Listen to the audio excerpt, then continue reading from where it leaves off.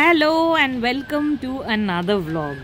এই ভ্লগে আমরা আপনাদের নিয়ে যাব ভোরবেলার সাফারি বান্ধবগড়ে। ট্রেলারটা দেখে নিন। এই সাফারিতে কিন্তু আমাদের হয়েছে বেস্ট টাইগার সাইটিং। এত জঙ্গল ঘুরেছি, বাট টাইগার সাইটিং বান্ধবগড়ের মতো আর কোথাও হয়নি। তারপর দেখাবো জঙ্গলের মধ্যে একটা এক্সিলেন্ট স্টে অপশন, যার যেমন অ্যামিনিটিস আর তেমনই অ্যাম্বিয়েন্স। আজকে কাক ভরে একবার গাড়িটা নিয়ে বেরিয়েছিলাম জঙ্গলের পরিবেশটাকে উপভোগ করতে। এখন বাজে 5:08, তাই ফেরত যাচ্ছি হোটেলে।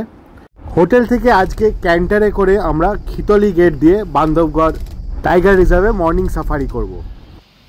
জিপসি বুকিং আপনারা মেইন সাফারি গেট থেকে করতে পারেন, কিংবা বহু হোটেলেও এদের এক্সটেনশন থাকে যেখান থেকে ফোন করে আপনারা করতে পারেন, কিন্তু ক্যান্টার বুকিংয়ের জন্য আপনাকে এমপিটিডিসির প্রপার্টিতে থাকতে হবে। তো আমরা সেই রাতটা কিন্তু এমপিটিডিসিতে বুকিং করে রেখেছিলাম।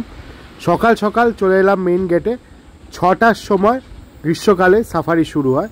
6টার থেকে আমাদের ড্রাইভ করে 6:30টার মধ্যে নিয়ে যাওয়া হয় খিতলি গেটে। তো এখন আমরা এই গাড়ি করে এগিয়ে চলেছি খিতলি গেটের দিকে। গ্রীষ্মকাল হওয়া সত্ত্বেও কিন্তু ভোরবেলা এই ক্যান্টরে বেশ ঠান্ডা লাগছিল। আমাদের ডান দিকে বান্ধবগড় টাইগার রিজার্ভ।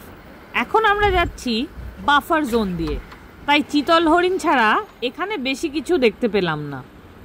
এসে গেল খিতলি গেট। এবার ডান দিকে টার্ন নিয়ে জঙ্গলে প্রবেশ করা। আমরা আগেও বহুবার সাফারি করেছি, কিন্তু প্রত্যেকবারই আমরা একটা জিপসি ভাড়া করে গেছিলাম। কেবল করবেটে এক ঝলক ছাড়া জিপসি সাফারিতে কিন্তু আমরা সেভাবে বাঘ দেখতে পাইনি। তাই এইবার ডিসাইড করলাম যে আমরা সকালবেলা একবার অ্যাটেম্প নেব এই ক্যান্টারে করে, কারণ ক্যান্টারের ড্রাইভার এবং গাইড এনারা প্রচুর এক্সপিরিয়েন্সড হন। এরা এমপি ট্যুরিজমের সাথেই থাকেন, তাই এদের এই এক্সপিরিয়েন্সের একটা ফায়দা নিয়ে যদি টাইগার দেখা যায়। আর প্রবেশ করার কিছু মুহূর্ত পরেই আমরা পুরস্কৃত হলাম।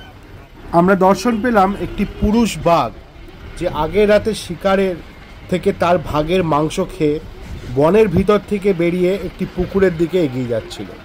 গাইড বললেন এটি বাঘেরা প্রায়শই করে থাকে। শিকার করে মাংস খেয়ে অনেকক্ষণ তারা জলাশয়ের মধ্যে বসে থাকে শরীরের টেম্পারেচার কমানোর জন্য এবং গায়ে লেগে থাকা রক্ত পরিষ্কার করে ফেলার জন্য। এক ঝলক দর্শন পেয়ে আমরা এগিয়ে চললাম জঙ্গলে আরও ভিতরে। শিশির পড়া মাটির গন্ধে সকালে জঙ্গলের যে আভাস, তার সাথে কিছুর তুলনা হয় না। আর মৃদু মৃদু হাওয়া দিচ্ছিল। সুন্দর একটা মে মাসের ভোরবেলা।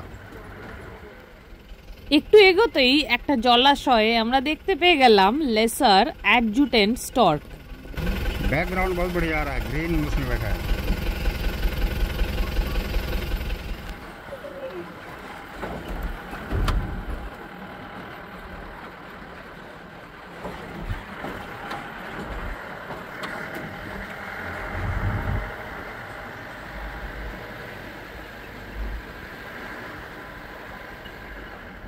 গ্রীষ্মকালে যাওয়ার একটা সুবিধা হলো যে গাছপালার আবরণ জঙ্গলে একটু কম থাকে, তাই সাইটিং হওয়ার চান্স আপনার বেড়ে যায়।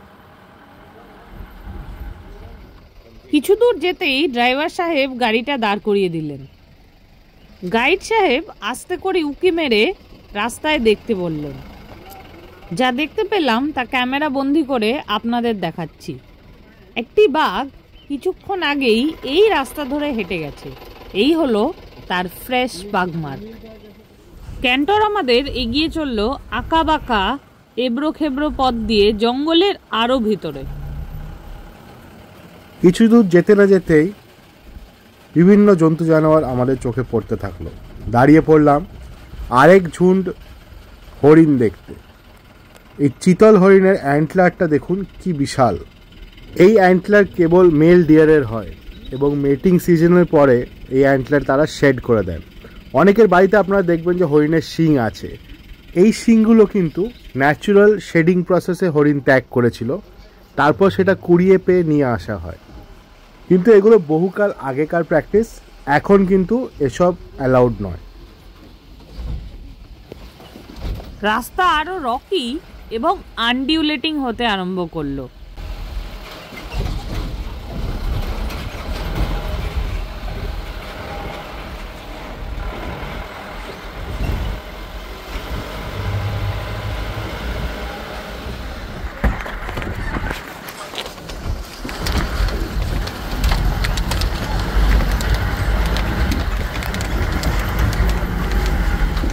আমরা দাঁড়ালাম একটা রেস্ট ব্রেকের জন্য। জঙ্গল সাফারিতে ডেডিকেটেড স্পটেই বাথরুম ব্রেক পাওয়া যায়। এই জায়গাটা পৌঁছাতেই গার্ড সাহেব বললেন সবাইকে চুপ হয়ে যেতে। আমরা একটা ক্যানিয়ন পার হব ব্রিজের উপর দিয়ে। এখানে জল জমে থাকাতে অনেক সময় টাইগার সাইটিং পাওয়া যায়।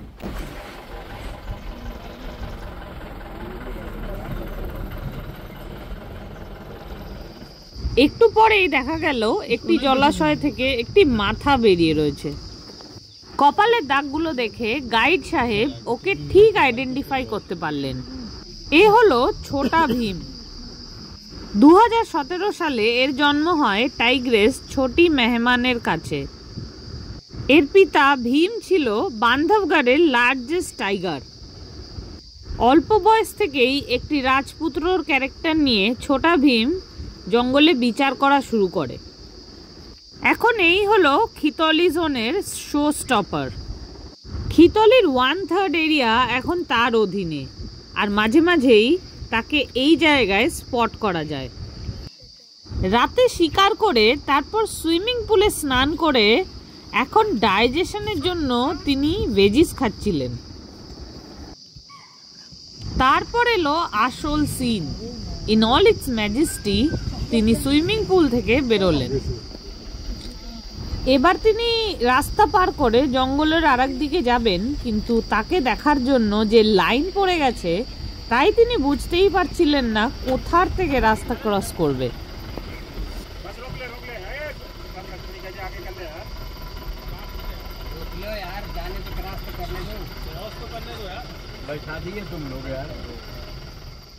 তাই তিনি সময়ের সদ্ব্যবহার করে একটি গাছের তলা দেখে সেখানেই শুয়ে পড়লেন।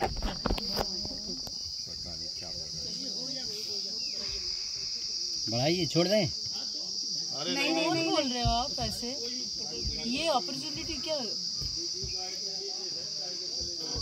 बोलो तो हम हटाऊं। কি মুশকিল দেখুন। ক্যান্টারে এমনও মানুষ আছেন যিনি গরমের চোটে এখানে বসবে না বলে বলছে বাড়ি যাবেন। সবাই যখন ভাবলো যে ছোটা ভীম এখন গাছের তলায় বসে থাকবে, তখন একটা একটা করে জিপসি বেরিয়ে গেল। আর অপরচুনিটি দেখেই ছোটা ভীম ঠিক জায়গা দেখে রাস্তা ক্রস করে জঙ্গলের ওপারে চলে গেল। এরপর আমাদের এক জায়গায় দেওয়া হলো ব্রেকফাস্ট ব্রেক। ব্রেকফাস্ট শেষ করেই আমরা আবার গেট দিয়ে এক্সিট করে গেলাম। এবার এই ব্লগটার সেকেন্ড পার্টে আপনাদের দেখাচ্ছি আমরা বান্ধবগড়ে যেই রিসর্টটায় ছিলাম। জঙ্গলের একদম ভিতরে এই বুন্দেলা রিসর্ট। আর ঢুকতেই এখানে ইনস্ট্রাকশন দেখতে পেয়ে গেলাম, যেখানে দেওয়া আছে যে নানান রকম পোকামাকড় থেকে সাবধানে থাকতে, আর সামনেই রয়েছে আজকের টাইগার সাইটিংয়ের বোর্ড। আর ঢুকতেই আমরা চেক ইন করে নিলাম, আর এই কার্টটা চলে এলো আমাদের লাগেজ নিয়ে আমাদের কটেজে পৌঁছে দেওয়ার জন্য। রিসর্টটা অনেকটাই বড়, তাই আমাদের রুম অবধি পৌঁছাতে একটু টাইম লাগলো। চলুন এবার আমাদের ঘরটা আপনাদের দেখিয়ে দিই। ঢুকতেই এখানে রয়েছে একটা সোফা, আর আগেই বলে দিয়েছি ইনস্ট্রাকশন কিন্তু দেওয়া আছে দরজা সবসময় বন্ধ রাখতে, কারণ এটা জঙ্গলের মধ্যে। আর এই হলো আমাদের লাগেজ সেকশন, আর পাশে রয়েছে একটা ওয়ার্ডরোব, এখানে কিং সাইজ বেড, আর ওদিকে রয়েছে একটা মিনি বার, আর তার উপরে মাইক্রোওভেন যাতে খাবার নিয়ে এসে গরম করেও খাওয়া যায়। এদিকে টিভি, জলের বোতল, কফি টি মেকার, স্যাশেস আর দুটো কাপ, তার সাথে রয়েছে দুটো কাচের গ্লাসও। আর এখানে রয়েছে একটা কফি টেবিল, আর তার পাশে দুটো চেয়ার। আর এই হলো আমাদের বারান্দাটা, একদম খোলা। আর দেখুন একটা আলনাও দেওয়া রয়েছে, এটা বেশ মজার। আর ফিলিংটা হচ্ছে চারিদিকে জঙ্গল আর তার মাঝখানে আমরা, বেশ ভালো লাগছিল। চলুন এখানকার ওয়াশরুমটা একবার দেখিয়ে দিই আপনাদের। তো এই হলো এখানের ওয়াশরুম, ঢুকতেই একটা রয়েছে বেসিন আর টাওয়েল, এখানে WC-টা। আর এই হলো এখানকার বেদিং এরিয়া, যেখানে রয়েছে সোপ, শ্যাম্পু। আমরা এবার চলে যাচ্ছি এখানকার সুইমিং পুলটা এনজয় করতে।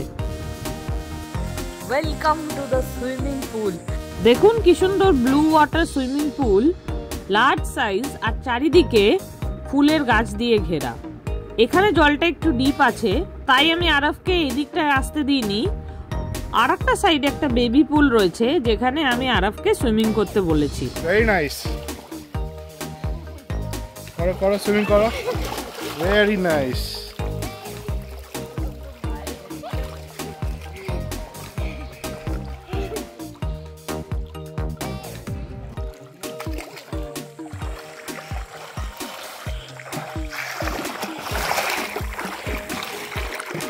সন্ধ্যা নেমে গেছে আর আকাশটাও ক্লাউডি হয়ে গেছে, মনে হচ্ছে এক্ষুনি বৃষ্টি নামবে।